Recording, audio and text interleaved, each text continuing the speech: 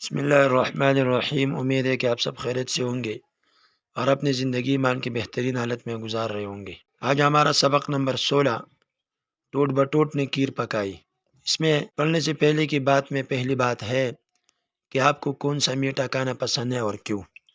جواب یہ ہے کہ مجھے میٹھا کھانے میں سب سے زیادہ فروٹ چاٹ پسند ہے، کیونکہ اس میں مختلف قسم کا فروٹ ڈالا جاتا ہے جس سے اس کا مزہ دوبالا ہو جاتا ہے اور یہ کھانے میں بھی انتہائی لذیذ ہوتا ہے۔ اگر آپ کو کوئی لطیفہ یاد ہے تو سنا دیں۔ نمبر 1، ایک دفعہ مرزا غالب بستر پر پیشاب کر گئے۔ بیوی نے پوچھا یہ کیا کیا؟ غالب بولے عشق میں کچھ حال ہی ایسا ہوا ہے غالب کہ آنسو بھی نکل رہے ہیں راستہ بدل کے۔ اس کے بعد ایک دوسرا لطیفہ میں سنا دیتا ہوں۔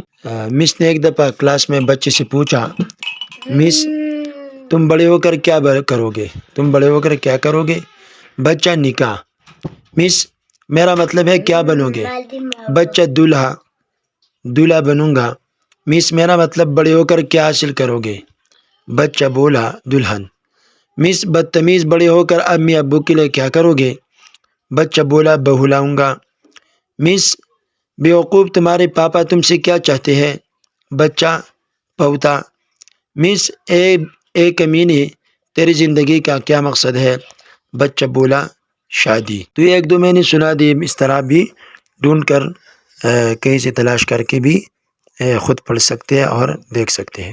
آئے مزید جانے، کوئی بھی مزاحیہ بات اس لیے کہی جاتی ہے کہ لوگ خوش ہوں۔ خیال رہے کہ مذاق میں کسی کی دل آزاری اور توہین نہ ہو، یعنی دوسرے کی توہین کر کے دوسرے کا مذاق اڑا کر دوسروں کو ہنسانا بھی کوئی نیکی نہیں ہے۔ ابھی اس کے بعد آتے ہیں اصل سبق کی طرف۔ ٹوٹ بٹوٹ نے کھیر پکائی۔ اس میں کچھ خاص الفاظ ہے جس کے پڑھنے سے سبق کا سمجھنا آسان ہو جائے گا اور سبق کے سمجھنے میں مدد ملے گی۔ نمبر 1، خلقت کا معنی لوگ، کھیر جس کے معنی ہے ایک میٹھا کھانا جسے چاول اور دودھ سے مختلف طریقوں سے پکایا جاتا ہے۔ ٹرانا کہتے ہیں مینڈک وغیرہ کی آواز کو، جو ٹراتے ہیں اور ایک خاص قسم کی آواز نکالتے ہیں۔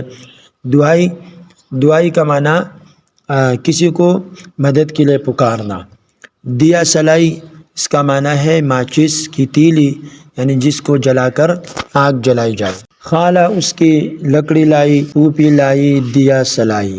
امی جان نے آگ جلائی، ٹوٹ بٹوٹ نے کھیر پکائی۔ اس میں یہ کہہ رہے ہیں کہ خالہ جان نے لکڑی لا کر اور اسی طرح پھوپھی نے ماچس کی تیلی لا کر ان سب کو اکٹھا کیا اور ان تمام چیزوں سے امی جان نے آگ جلا کر ٹوٹ بٹوٹ کے لیے کام آسان کیا، جس کے بعد ٹوٹ بٹوٹ نے کھیر پکا لی۔ دیگچی چمچے نوکر لائے، بائی چاول شکر لائے۔ دیگچی بڑا دیگ، چمچ وغیرہ، نوکر یعنی دیگ چمچہ وغیرہ جو چیزیں چاہیے ہوتی تھی وہ نوکر وغیرہ لے کر آ گئے۔ اسی طرح بائی نے چاول لایا اور شکر کا معنی چینی۔ تو کہہ رہے کہ بائی نے چاول اور شکر یعنی چینی وغیرہ لا کر، بہنیں لائی دودھ ملائی، اسی طرح بہنوں نے دودھ لایا ملائی لے کر آ گئی، ٹوٹ بٹوٹ نے کھیر پکائی۔ تو نوکر وغیرہ نے دیگچا، اس طرح چمچ پتیلا وغیرہ لایا، اسی طرح بائی نے چاول اور اس طرح چینی وغیرہ لایا اور بہنوں نے دودھ لایا ملائی لے کر آ گئی، اسی طرح تمام چیزوں کو ملا کر ٹوٹ بٹوٹ نے کھیر پکائی۔ جو ہی دسترخوان لگایا گاؤں کا گاؤں دوڑا آیا۔ مطلب یہ کہ جیسے ہی کھیر پک گئی اور اس کے کھانے کے لیے دسترخوان کو بچھا لیا گیا۔ دسترخوان ریگزین یا کپڑے کا بنا ہوا ایک خاص چیز جس پر رکھ کر لوگ کھانا کھاتے ہیں۔ تو کہہ رہے کہ جیسے ہی دسترخوان لگ گیا پورا کا پورا گاؤں دوڑتا ہوا آیا تاکہ ٹوٹ بٹوٹ کے کھیر کو کھا سکے۔ ساری خلقت دوڑی آئی، ٹوٹ بٹوٹ نے کھیر پکائی، یعنی پورا جو محلہ تھا وہ دوڑتے ہوئے آ گئی ٹوٹ بٹوٹ نے جو کھیر پکائی تھی تاکہ اس کھیر کو کھایا جا سکے۔ اس لیے تمام لوگ اکٹھے ہو کر ٹوٹ بٹوٹ کے گھر کا رخ کر لیا۔ مینڈک بھی ٹراتے آئے، چوہے شور مچاتے آئے، بلی گانا گاتی آئی، ٹوٹ بٹوٹ نے کھیر پکائی۔ مطلب یہ کہ یہاں تک کہ مینڈے بھی پہنچ گئے، چوہے بھی پہنچ گئی، بلیاں وغیرہ بھی پہنچ گئی۔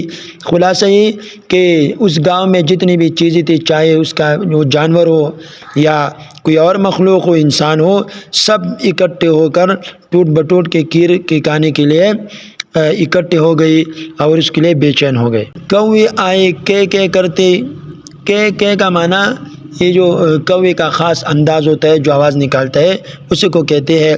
طوطے آئے ٹے کرتے، ٹے کرنا یہ طوطے کا خاص آواز ہے جس کو اڑتے ہوئے یا کہیں پر بیٹھتے ہوئے نکالتے ہیں۔ بلبل چونچ ہلاتی آئی، ٹوٹ بٹوٹ نے کیر پکائی۔ مطلب یہ کہ یہاں تک کہ بلبل بھی چونچ ہلاتے نظر آئی اور بلبل نے بھی وہاں پر پہنچنے کو مناسب سمجھا، یہ جانور آ گئے۔ اسی طرح کوے، طوطے اور بلبل بھی وہاں پہنچ گئے۔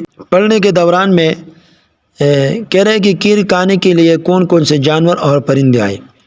کیر کھانے کے لیے مینڈک، چوہے، بلی، تاکہ کیر کو کھایا جا سکے۔ گاؤں بھر میں ہوئی لڑائی، کیر کسی کے ہاتھ نہ آئی، میرے اللہ تیری دہائی، ٹوٹ بٹوٹ نے کیر پکائی۔ مطلب یہ کہ پورا گاؤں اکٹھا ہو گیا اور کیر کھانے کے لیے بے چین ہو گیا، یہاں تک کہ کیر کھانے کی وجہ سے سارے گاؤں کے لوگ آپس میں لڑ گئے۔ کیر کھانے کے لیے جمع ہو گیا، یہاں تک کہ لوگوں کے آپس میں لڑائی ہو گئی، جس کی وجہ سے کیر زمین پر گر گیا اور کسی کو کھانے کے لیے نصیب نہ ہوا۔ تو شاعر کہہ رہے کہ اے میرے اللہ، اب تیری ہی مدد کے ہم محتاج ہیں، اگر آپ کی مدد آ گئی تو لوگ اور لڑائی سے بچ سکتے ہیں، ورنہ اور بھی لڑائی کا امکان ہے۔ اور یہ نظم لکھا ہے صوفی غلام مصطفیٰ تبسم نے، تبسم اس کا تخلص ہے اور یہ مزاحیت انداز کے لیے اس نے لکھا ہے۔ ہم نے جانا، ٹوٹ بٹوٹ کی کیر پکانے میں سب نے اس کی مدد کی، یعنی اس کی ماں، اس کی خالہ، اس کی بہنیں، اس طرح نوکر چاکر سب نے سامان وغیرہ اکٹھے کر کے تاکہ ٹوٹ بٹوٹ کے کیر پکانے کا جو شوق ہے، جو خواہش ہے، وہ پورا ہو سکے۔ کیر پکی تو سارے خلقت کھانے کے لیے دوڑ پڑی۔ مطلب یہ کہ ایک انوکھی کیر تھی جس میں تمام لوگوں نے ٹوٹ بٹوٹ کا ہاتھ بٹایا اور اس کی مدد کی، اس لیے پورا گاؤں اس کے کھانے کے لیے جمع اور اکٹھا ہو گیا۔